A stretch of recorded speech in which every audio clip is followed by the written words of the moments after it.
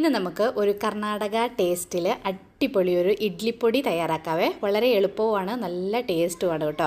അപ്പോൾ ഈ ഇഡ്ലിപ്പൊടി തയ്യാറാക്കാനായിട്ട് ആദ്യം തന്നെ ഒരു പാൻ നന്നായിട്ട് ചൂടായി കഴിയുമ്പം അതിലേക്ക് 2 സ്പൂണ്, വലിയ സ്പൂണിന് 2 സ്പൂണ് കടലപ്പരിപ്പ് എടുത്തിട്ടുണ്ട്. ഇതൊന്ന് ഡ്രൈ ആയിട്ടൊന്ന് റോസ്റ്റ് ചെയ്തെടുക്കാം. ഈ കടലപ്പരിപ്പ് നന്നായിട്ട് റോസ്റ്റായി കഴിഞ്ഞ് കഴിയുമ്പം ഇത് നമുക്ക് വേറെ ഒരു പാത്രത്തിലേക്ക് മാറ്റിക്കൊടുക്കാം.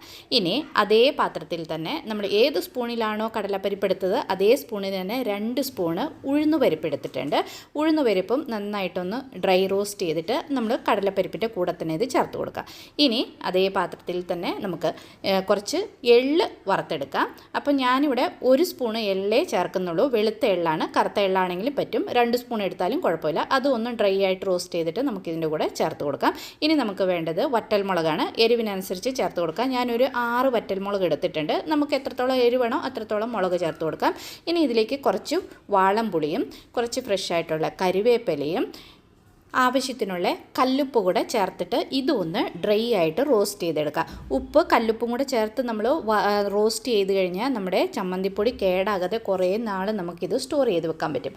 അപ്പം ഇതെല്ലാം വറുത്തെല്ലാം ചേർത്തിട്ടുണ്ട്. ഇനി ഇതിലേക്ക് നമുക്ക് കുറച്ച് കായത്തിൻ്റെ പൊടി ചേർത്ത് കൊടുക്കാം. അതോടൊപ്പം തന്നെ നമുക്ക് കുറച്ച് ശർക്കര ടേസ്റ്റിനനുസരിച്ച് നമുക്ക് വേണമെങ്കിൽ ചേർത്താൽ മതി, വേണമെങ്കിൽ അത് നമുക്ക് സ്കിപ്പ് ചെയ്യാം.